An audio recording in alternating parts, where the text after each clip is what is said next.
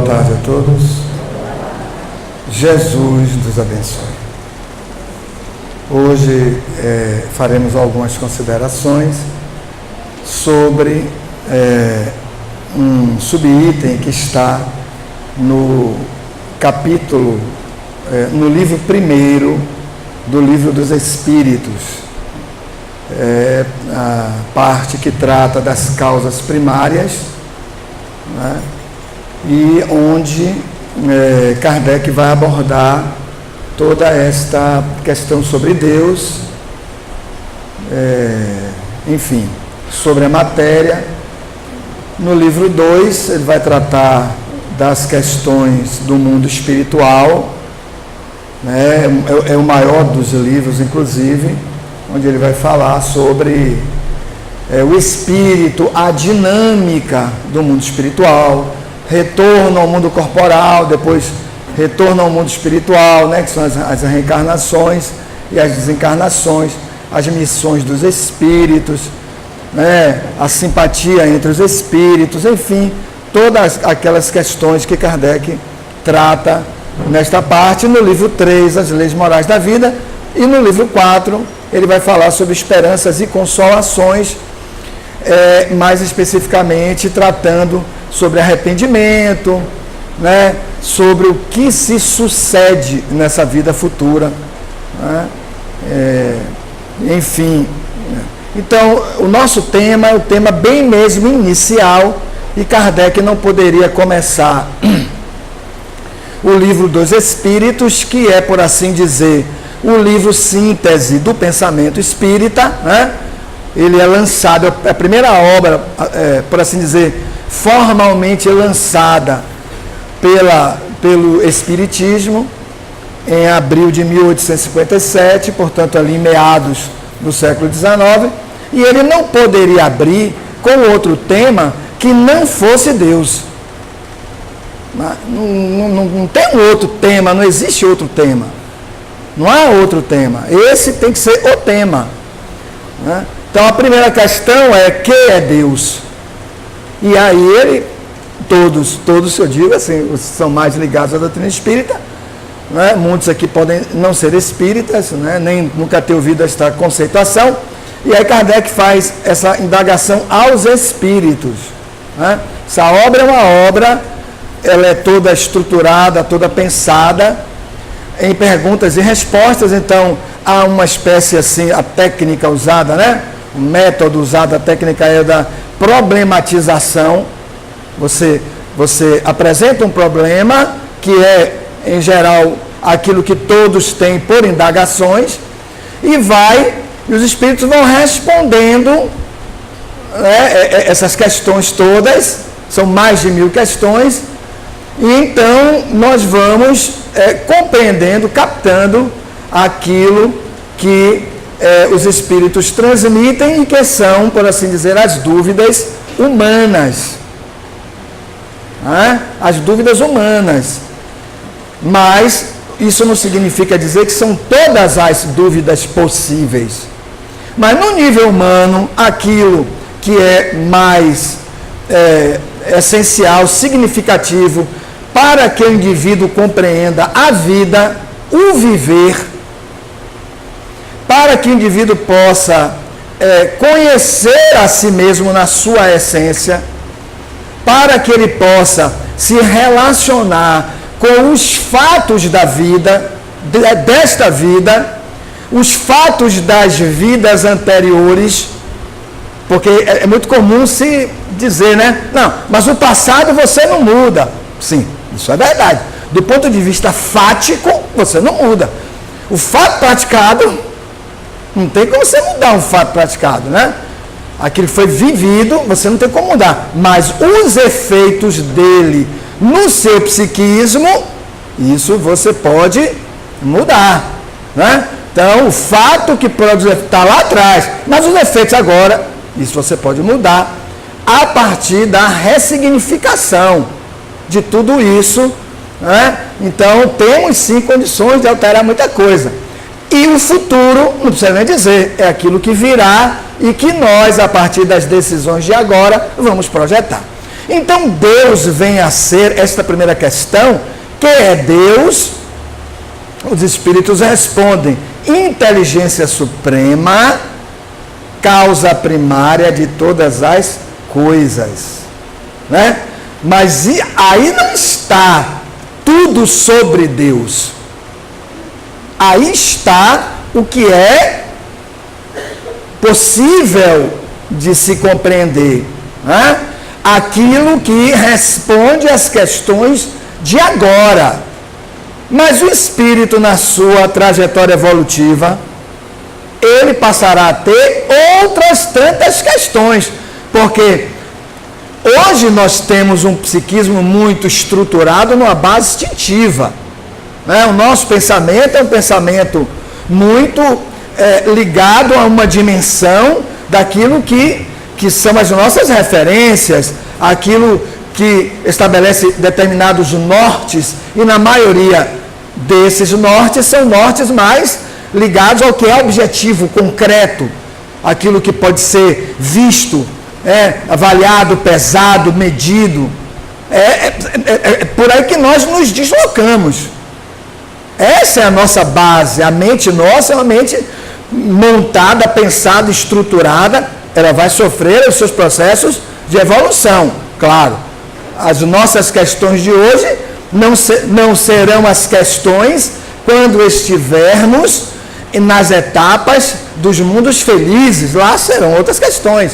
Essas já serão questões superadas. Mas para hoje, para o que temos hoje, os espíritos trouxeram isto, né? Então Deus sob essa visão. Até um pouquinho lá na frente, Kardec vai tentando avançar sobre essa ideia de Deus, sobre esta definição de Deus, mas os espíritos de mais além dão uma freada em Kardec. Olha, amigo, não tem como vocês avançarem mais do que isto.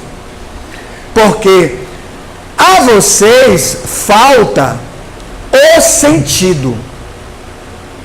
O sentido, porque Kardec, a questão de Kardec é: e a intimidade de Deus? Né? Ele quer saber logo da intimidade de Deus, daquilo, a essência, essa é a estrutura. Meu amigo, não tem como você chegar a isso agora, no nível evolutivo em que você se encontra. É preciso ter abertura de busca. Primeiro, abertura de busca. Porque a abertura de busca vai mobilizar outras capacidades nossas. Né? Normalmente buscamos aquilo que necessitamos. Então temos muitas restrições, a partir, como vimos, de uma mente bastante estruturada no atendimento das necessidades corporais, que é muito pouco, à vista de que somos espíritos. Então, as necessidades corporais são as que todos temos. Né? São as que todos temos. Porém, nessa nossa trajetória evolutiva coletiva, chegou um momento onde a busca se ampliou sobre Deus e sobre a realidade espiritual. Bom, se ampliou, dar-se-á aquele que tem. Que tem o quê? Tem disposições íntimas para crescer. Bom, enquanto ente coletivo, vocês avançaram. Então vocês precisam de elucidação. Luz. Né? Se convencionou a luz. Vocês precisam de elucidações para que vocês então prossigam dentro dessa etapa de busca. Então, dentro dessa etapa de busca, Deus é a inteligência suprema, a causa primária de todas as coisas. E aí, meu amigo, vamos nos virar com isso, fazendo exames, observações, avaliações, analisando a nova fenomenologia permitida, recolhendo dos registros e conclusões das ciências aquilo que essas ciências estão apresentando, porque tudo isso tem que ser feito, esse avançar tem que ser feito de uma forma conjugada. Não podemos afastar a ciência. Já se afastou muito a ciência nessa relação com Deus. Basicamente, até pouquíssimo tempo, éramos orientados por conclusões, por processos dogmáticos. Até hoje temos resquícios disso. Há pessoas que se movimentam por um dogmatismo, ou seja, uma verdade humana lendo o divino. Quer dizer, isso é um problema, porque é o homem que está dizendo, Deus quer assim, mas Deus não queria assim. Mas todo mundo acreditou que Deus é assim. Olha, eu sou o representante de Deus na terra. No meu, você é representante, você é representante, você é representante. Vão por aí e conduzam essa mensagem aqui. Todos deverão crer nessa mensagem aqui. Mas se alguém discordar, ele precisa ser proscrito. Então notem que a ciência espírita, ela vem trazer a razão como base da sua movimentação. Obviamente, quando se diz razão, se diz todas as conclusões importantes, relevantes, autênticas, construídas nas buscas religiosas, filosóficas, científicas da humanidade. Tudo. Não há nada que se despreze em doutrina espírita quando se diz busca da verdade. Nada se despreza. Nada se despreza. Então, o nosso tema é prova da existência de Deus. Bom, da existência de Deus. Existência é uma expressão bem, mas bem mesmo típica nossa. Porque nós temos uma mente ainda que não concebe Deus, como os próprios espíritos dizem. Então, vocês vão ficar com a existência mesmo, porque é o que dá para vocês terem como recurso para se movimentarem. Mas Deus não existe. Existe no sentido da nossa mente que precisa que ele exista. Correto? Porque trabalhamos, registramos aquilo que existe. Mas como o que existe foi criado na nossa mente, nós não temos como perceber o incriado. Tanto que Kardec chega a essa conclusão e faz a seguinte pergunta: então podemos associar a Deus à ideia do infinito? Não. Não é exatamente infinito.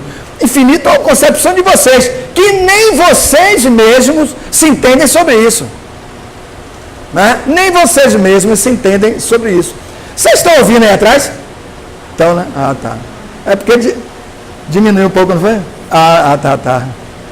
Então, assim, nem vocês mesmos se entendem sobre essa coisa do infinito. Né? Então, notem que, na verdade, nós estamos, precisamos da prova, porque sem a prova não mobilizamos os recursos de agora, os recursos do nível do consciente, para encetarmos, né, iniciarmos, inaugurarmos uma nova etapa evolutiva. Tanto que os descrentes de Deus continuam transitando com os recursos que possuem. Quais são os recursos que fazem com que eles se sintam vivos? A matéria. A matéria, como o indivíduo vai se sentir vivo. Deus não existe. Eu vou conquistar minhas coisas, vou realizar minha vida, né? Etc. Eu vou fazer conquistas. Preciso de algum modo para me sentir vivo, de me projetar na sociedade, para que as pessoas me vejam, me adorem, se tornem seguidoras, lembra aí, seguidores aí das redes sociais, seguidoras e tal, para que eu então me sinta vivo. Eu preciso me sentir vivo. Que faz destacar, obviamente, e de um modo muito intenso, a relação que o indivíduo tem com a sua própria personalidade. A personalidade passa a sequestrar o indivíduo, já que Deus não existe, e ele passa então a conviver e transitar nas experiências do campo sensório. E não se aventura nesta imensidade que é Deus. Deus é a imensidade, né? A imensidade. Temos nem noção do que seja, mas é uma imensidade. Então ficamos limitados nisso e precisamos de provas sobre isso. Assim os espíritos começam apresentando a primeira prova, dizendo o seguinte. Bom, existe um axioma, ou seja, uma construção filosófica, mas que tem repercussão científica, que diz o seguinte: não há efeito sem causa. Se algo existe, ele tem que ter uma causa. Correto? Então, se o homem olha as estrelas, os astros, e diz, bom, nenhum homem fez isto. Hoje dispomos de recursos muito bem elaborados, científicos, técnicos, e podemos concluir pela existência de outras galáxias, imagine. Bom, se nenhum homem saiu daqui para criar uma galáxia, não foi o homem que fez. Se não foi o homem que fez, quem fez? Então, a teoria mais científica e que nega a Deus é a teoria de que houve um acaso. Mas o bom senso diz que o acaso não pode ser rigorosa e precisamente exato. Numa expressão que é a que melhor temos, perfeito. Porque tudo no universo é perfeito. Tudo é perfeito. Então o acaso tem um nome. Podemos mudar o nome daquilo que chamamos de acaso para Deus. E aí os espíritos dizem, o orgulho do homem, como se dissesse assim, é natural ainda ter esse orgulho, ou seja, a crença de que se é o mais inteligente da criação, não permitirá que exista algo, e aí eu vou usar essa expressão, algo, para fazer uma menção sobre Deus, este algo tenha criado tudo. Então o orgulho passa a ser o primeiro obstáculo quando um próprio pensamento, né, uma própria assertiva filosófico-científica diz, todo efeito tem uma causa. Se esse efeito é inteligente, a causa é inteligente. Aí os espíritos dizem, Deus é a inteligência suprema, causa primária de todas as coisas. Agora imagine, Kardec traz esta obra em meados do século XIX, Deus, inteligência suprema. Alguém aí disse que Deus é a inteligência suprema? Quem é esse cara? Ah, é um escritor e tal, francês. Inteligência. Eu vou estudar isso. Por quê? Lá no Velho Testamento era o Senhor dos Exércitos, que tomava partidos, né, para um povo, etc., e perseguia um outro povo. Nos Evangelhos, Deus Pai. Jesus traz Deus como Pai. E aparece alguém agora e diz que Deus é uma inteligência. Precisamos estudar isto. Então, muitos estudiosos, pesquisadores e cientistas da época passaram a ter uma nova percepção sobre Deus, sobre a vida, e muitos se tornaram espiritualistas e muitos se tornaram espíritas. Porque perceberam que estavam sendo reveladas verdades até então desconhecidas. Então o Espiritismo aparece como essa terceira revelação, e aí dentro desta sequência evolutiva, né, que guarda perfeita congruência, compatibilidade com o momento evolutivo dos espíritos que estamos ligados ao planeta Terra, os 10 mandamentos, frear a humanidade, não isso, não matará, frear aquela animalidade freada, passa um longo tempo, todos nós reencarnando, desencarnando, para assimilar esses freios. Aí vem Jesus, com o amor, para desenvolver as potencialidades, outro momento evolutivo, e depois as ciências. E o Espiritismo está nesse conjunto dessas ciências, para apresentar esta relação entre o mundo espiritual e o mundo material. E para a nossa alegria, apresentando a continuidade da vida. Podem ficar alegres, hein? Não morreremos nunca. Morre o corpo, mas nós mesmos que estamos pensando aqui agora, fazendo registros, prosseguiremos. Prosseguiremos. Então, esse é o primeiro ponto e o ponto central. Para atendimento ao pensamento lógico. Não há efeito sem uma causa. Mas nós não vamos aceitar esse negócio de não há efeito sem uma causa. Vamos partir para outras considerações, onde nós vamos perceber também a existência de Deus.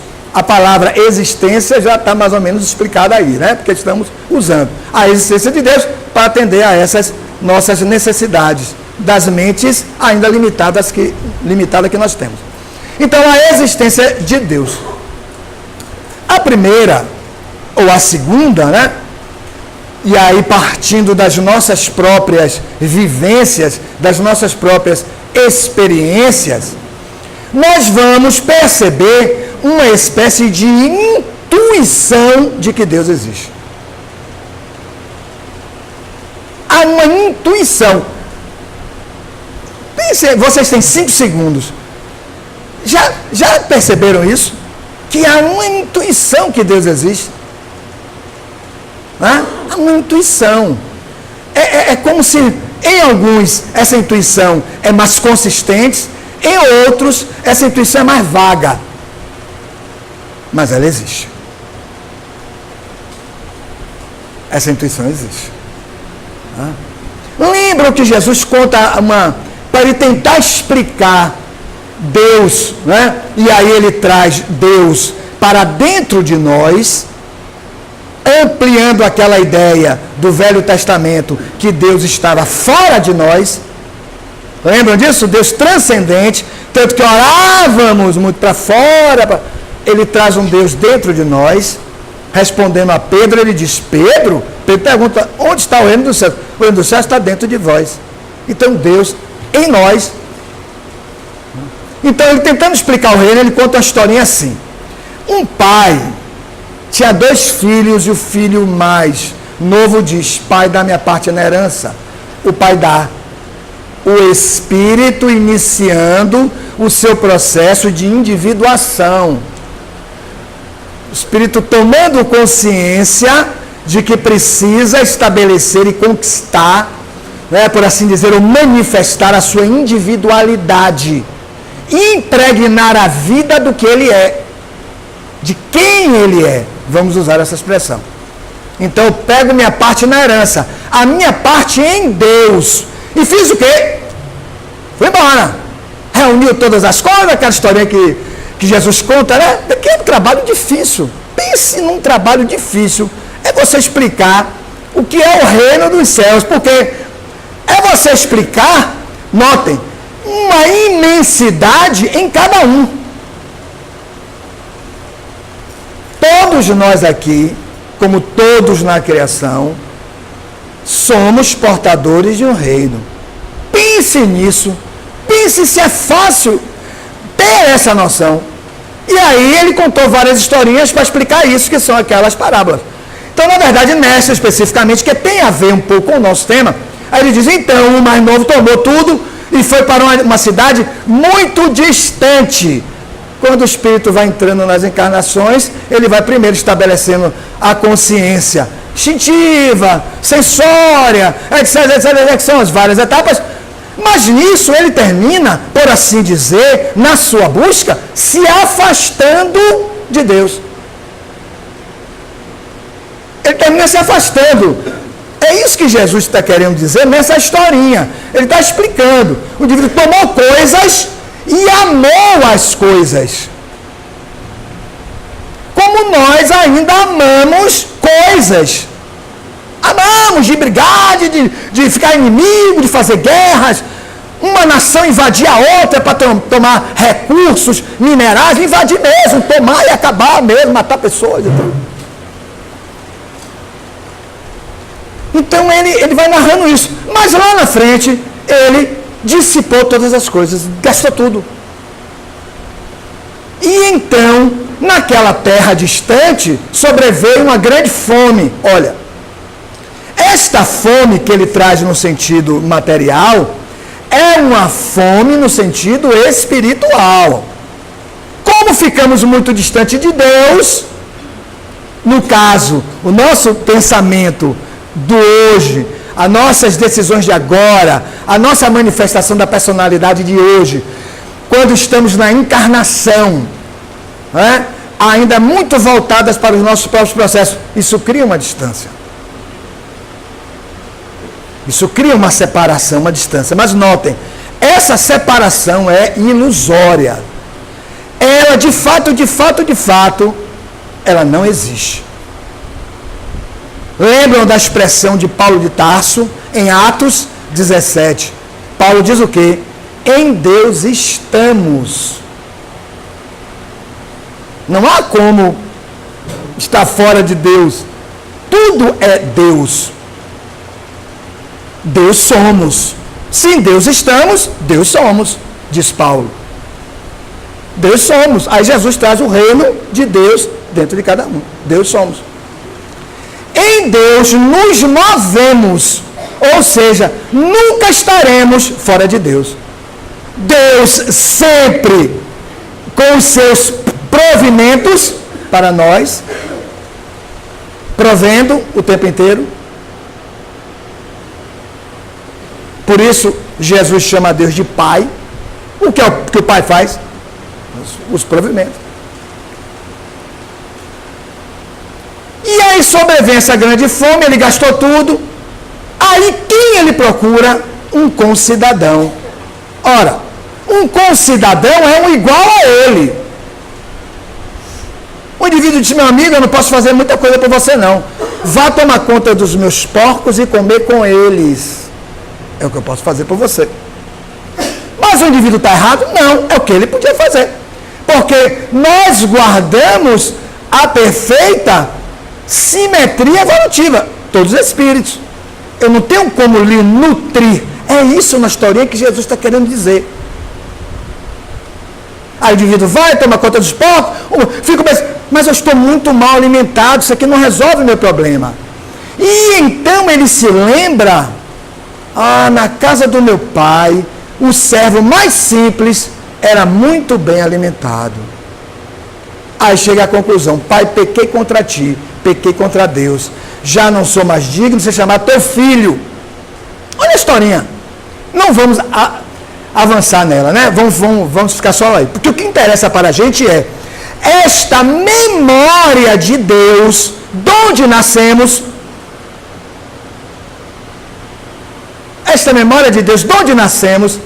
A memória que temos das pessoas que nascemos, em especial de nossa mãe. Aí os psicólogos aí agora estão bem, né? Isso está lá na infância, isso vem do ventre, né? Isso é quando aconteceu todos esses registros da emoção, etc., dos pensamentos, todos os registros do próprio indivíduo. Mas essa memória também é do Espírito. Por isso ele diz, agora eu me lembro, na casa do meu pai, olha, o servo mais humilde era muito bem alimentado.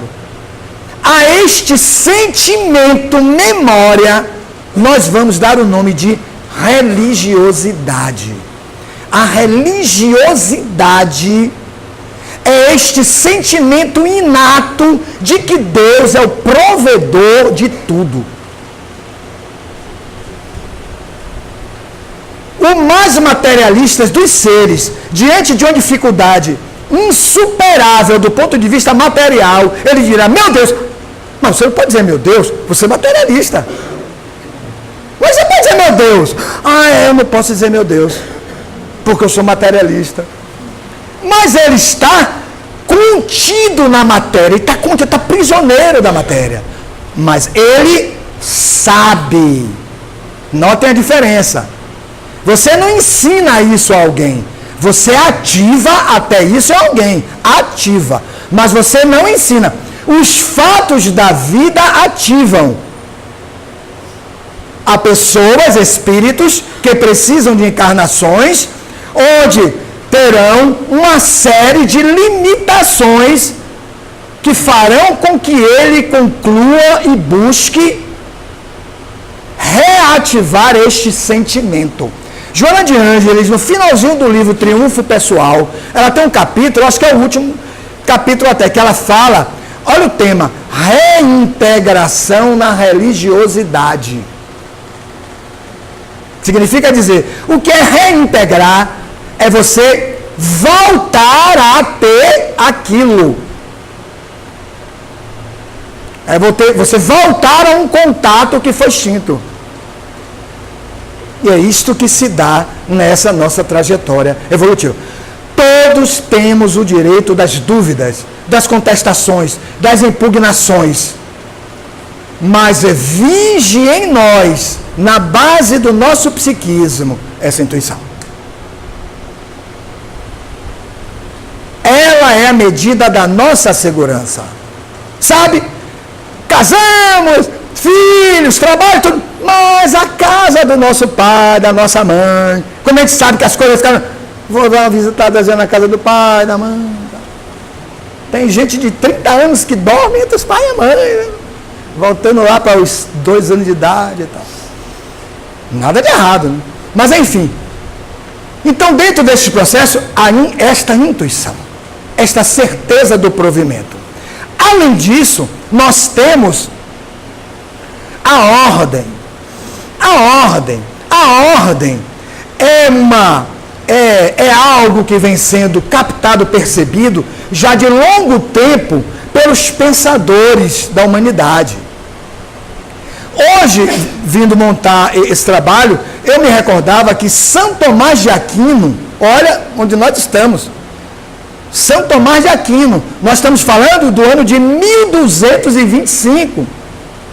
São Tomás de Aquino, que vai de 1225 a 1274, portanto ele viveu 49 anos, a gente pensa até que ele viveu muito, por tudo que escrito, todo o pensamento que ele realizou, era um filósofo, um pensador da igreja.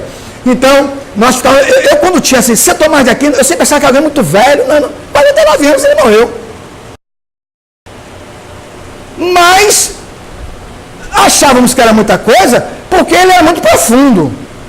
Aí, normalmente, você acha que alguém muito profundo é alguém que viveu muito. Mas São Tomás de Aquino, quando ele fala de Deus, ele dá 5 razões para Deus existir. Eu só vou falar da quinta, e a quinta é exatamente a ordem. Ele diz o seguinte, tudo que se dá, tudo que se encadeia, toda a sequência de fatos, circunstâncias e ocorrências, para aquilo a que elas chegam, é impossível que assim se desse se Deus não existisse. E eu queria agregar um pouquinho a ideia de que, na verdade, todos os fatos e todas as movimentações nossas, elas são de natureza evolutiva e elas têm como objetivo atingir uma meta. E esta meta é Deus. Mesmo que os fatos podem ser enfermidades, que são limitativas graves, né? Mesmo que os fatos aparentemente não digam isso. Aparentemente, porque o resultado de uma experiência você só vai colher lá na frente. Então agora eu maldigo uma situação. Eu me queixo de uma situação. Eu persigo pessoas, ideias, etc. Mas 50 anos depois, rapaz, isso foi muito útil. Isso foi muito importante ter acontecido. Encarnações outras pela frente, mas isso foi muito importante ter acontecido. Muito importante. Né? No livro O Céu e o Inferno, há uma mensagem muito interessante de um espírito, que ele diz assim, ele dá o seu depoimento na conta de espírito feliz, né? Porque nesta obra, O Céu e o Inferno, Kardec vai na segunda parte da obra falar sobre os estados dos espíritos na erraticidade. O que é a erraticidade? É uma etapa, é um momento, é um intervalo entre as encarnações. Todos que estão desencarnados agora estão na erraticidade, aguardando a nova reencarnação. Nós estamos encarnados, né? Mas estávamos na erraticidade até termos a oportunidade dessa nova reencarnação. Então, muitos estão lá como espíritos felizes, outros numa condição mediana e outros numa condição de sofredores.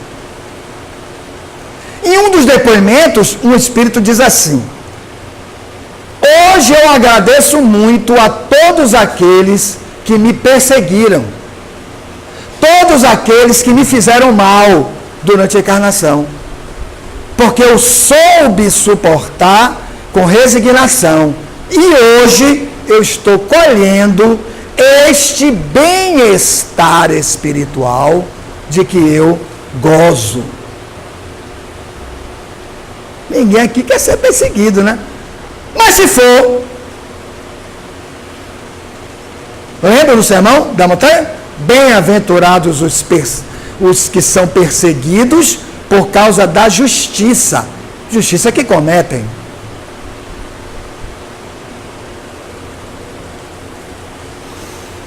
Então está aí esse primeiro ponto, a ordem. E a ordem, ela é este encaminhamento para Deus, ela precisa ser garantida pelas leis. Livro 3 do Livro dos Espíritos. Então, quando a gente analisa as leis que regem a vida, todas elas têm efetividade sobre nós para garantir essa ordem. Como é na vida humana, nas sociedades, temos um conjunto de leis que visam garantir o quê? A ordem. É isso que visam as leis. As leis, às vezes, se propõem a isso, essa é a finalidade delas.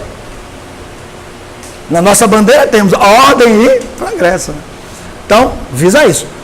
Então, terceiro ponto. Se nós não tivéssemos a convicção de Deus, não teremos fé.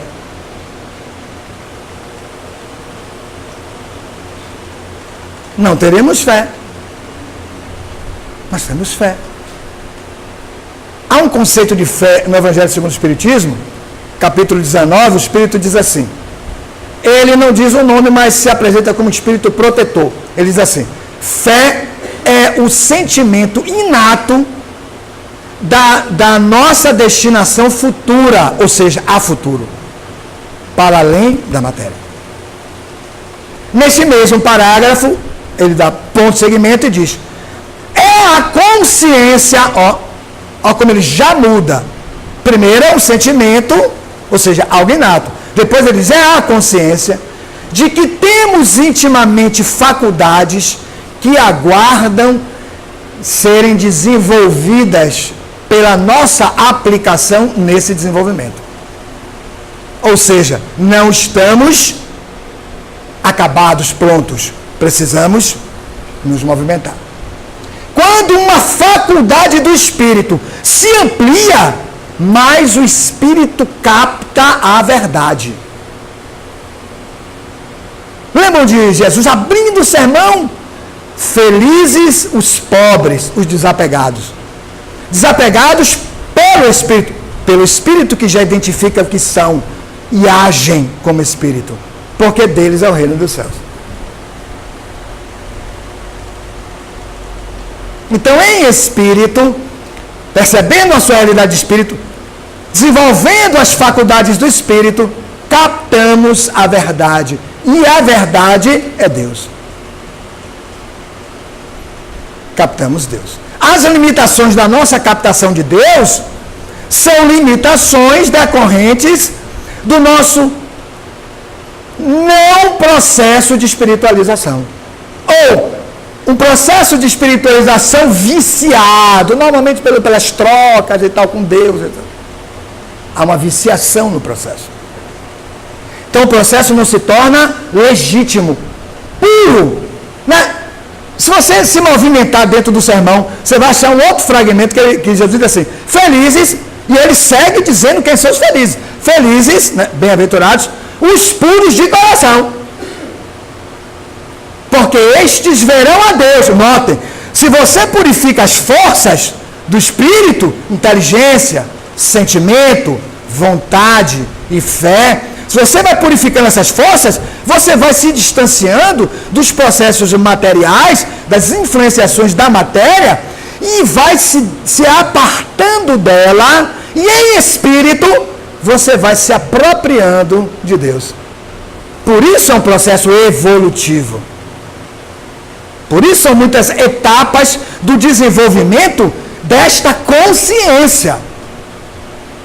Há níveis de consciência que precisam ser maturados. E isso são milênios. Hoje, alguns de nós já não queremos mais ofender outras pessoas. Mas é uma exceção. São poucos. Normalmente, quando nós nos desagradamos com alguém, Ave Maria, gostem de mim, viu? Quando nos desagrada, aí a nossa base da personalidade, né? Do nosso personalismo, vem para rachar o outro no meio. Não vale disputar, é matar o outro. Não precisa ser uma morte física, mas pode ser uma morte emocional.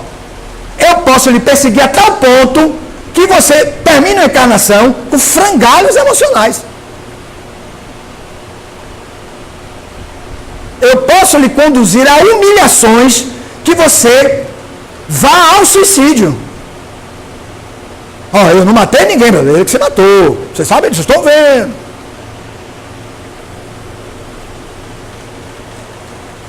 Então, a fé. A fé que na sua tradução real, de fides, quer dizer, a fidelidade ao Deus que se manifesta. Por isso, aqueles que têm fé, ativam a fé nos outros. Eles não ativam exatamente pelo fenômeno de uma cura. Por este fenômeno, atende aqueles que precisam mesmo de fenômenos mais concretos, mais corporais, né? Mais físicos. Mas por outros tantos fenômenos, a suportação bem vivida das dificuldades de uma encarnação, de muitas misérias e abandonos, e o espírito chega no final dessa encarnação como altivo. Olha, poucos de nós têm condição de receber um não, mas pense naquele que recebeu todos os nãos, todos os dias. Mas no final da encarnação, chega vivo, porque chega em espírito. o amor do que é espiritualizado. É outro amor. Mas não é só isto. Temos ao lado de todos esses fenômenos que ocorrem em nós, notem, nós estamos falando de fenômenos que ocorrem em nós. Ao lado disso, temos as consciências de culpa. Outro dia eu vou fazer uma entrevista de uma pessoa, a pessoa falava, os caras não acreditam muito em Deus, ela falando, e no final, aí ela falou assim, aí eu perguntei ela assim, mas se você não acredita em Deus, por que você tem consciência de culpa? Não tem sentido. Se você sabe, como ele me disse, não há punição, não existe vida espiritual, mas então por que consciência de culpa? Não tem sentido. É porque intimamente nós temos a intuição do dever. A intuição do dever. Quando chegamos no campo físico, vamos ver lá, questão 258 até a questão 264 do livro dos Espíritos. Quando chegamos no mundo físico, fazemos as nossas escolhas no mundo espiritual. Quando chegamos aqui, mas eu não quero isso não. Não é, Milene? Eu não quero isso não. É difícil, é complicado, esse filho é complicado, essa esposa é difícil, esse marido, que cara problemático. Mas não queremos, não aceitamos. Esse corpo não é o que eu queria, eu não quero esse corpo. A mediunidade, eu não quero mediunidade. Mas tem, mas possui. Essa capacidade foi ativada para a encarnação. Porque você escolheu. Somos assim. Com as escolhas que fazemos aqui encarnados, muitas vezes escolhemos coisas que, mas agora eu não quero mais não. Mas meu amigo, tudo pronto, tudo arrumado. Não, mas eu não quero mais não. Desfaça tudo, manda todo mundo embora. E é um pouco isso. Mas pelo nosso primarismo, pela nossa deficiência de ver, pela nossa incapacidade de perceber, pela nossa má vontade. Lembram naquela parábola dos trabalhadores da última hora, quando Jesus diz assim, todos trabalharam, etc., os caras começaram no início do dia, aí no fim do dia, eles reúnem agora os trabalhadores e começam a pagar pelos últimos. Aí, os que trabalharam pensam, meu amigo, como é que você vai começar a pagar pelos últimos se eu comecei a trabalhar primeiro? Não, mas você vai receber. Aí começou a pagar pelos últimos. E então, quando chegou na hora dele, o administrador deu um denário. Ele recebeu um denário e disse, não, você só está me dando um denário. Aí o senhor chega para ele e diz, está havendo algum problema aí? Olha, ele está recebendo um denário e ele disse que não quer um denário. Meu amigo, qual é o problema? Mas você deu um denário a ele que trabalharam menos. Mas, meu amigo, eu acertei o que contigo? Um denário. E o que você está recebendo? Um denário. Então, eu não estou entendendo onde está o problema. O problema é que eles trabalharam menos. Aí vem aquela expressão muito significativa de Jesus. Olha, você tem mau olho porque eu sou bom? A mim me apraz dar a eles um denário. Notaram o que Jesus estava tentando explicar? Jesus estava tentando explicar que Deus concede a todos o mesmo recurso. Só que nós é que quantificamos mais ou menos. É alto, é baixo, é gordo, é magro, é belo, não é belo. Nós é que fazemos as diferenças. Mas todos somos espíritos. Precisamos ter essa consciência. Quando tivermos essa consciência, nós não faremos julgamentos nem distinções quando tivermos que amar. Amaremos a todos. E é esse o aprendizado que estamos fazendo e por isso as nossas encarnações. Então, as consciências de culpa. E para finalizarmos, temos, compondo este quadro da prova de Deus, a imortalidade. A imortalidade, que é provada como? Pelas lembranças do passado, memória espontânea, sonhos recorrentes, pessoas que sonham com outras vidas. Olha, era outra vida, era você, mas você tinha um outro corpo. O local que estávamos é um local muito antigo. Eu não tinha esse rosto, mas eu sei que era eu. Você sabia que era você. Porque são espíritos que estão se reencontrando na encarnação, mas têm vínculos registrados no inconsciente. Os processos da regressão de memória, as aptidões. Há pessoas que trazem aptidões, mas como pode 5 anos ele ter essa aptidão? Conquistas de outras vidas, que estão no espírito, isso é patrimônio do espírito. As destrezas, as tendências, as pessoas têm tendências que se manifestam logo em tenra idade. Algo que não foi aprendido agora, mas algo que é manifestado agora. A reencarnação, os sinais da reencarnação. Tudo isto prova que há uma administração de uma inteligência suprema. Deus. A mediunidade. Olha, a precognição mediúnica. Ver o futuro. Meu amigo, mas como é que pode ver o futuro? Isso não existe, o futuro que vai acontecer. Você que está dizendo. A partir dos atos praticados agora, há uma lei que diz, meu amigo, você vai se reencontrar com ele lá na frente. Está definido. Não tem como você mudar isso, é uma lei. O que você pode fazer? Mas foi um ato grave, eu maltratei, eu persegui. O que é que você pode fazer? Se auto-evangelizar. Para quando você se reencontrar com esses fatos lá na frente, você estabelecer resignação de coração. Aí dói menos. Amigos, eu queria deixar essas reflexões sobre Deus, sobre as provas da existência de Deus, e que vai promover em cada um de nós, nas nossas análises, o quê? Outros tantos desdobramentos. E aí a nossa consciência, ela vai se ampliando sobre Deus. Quando vemos a Madre Teresa de Calcutá, está aí.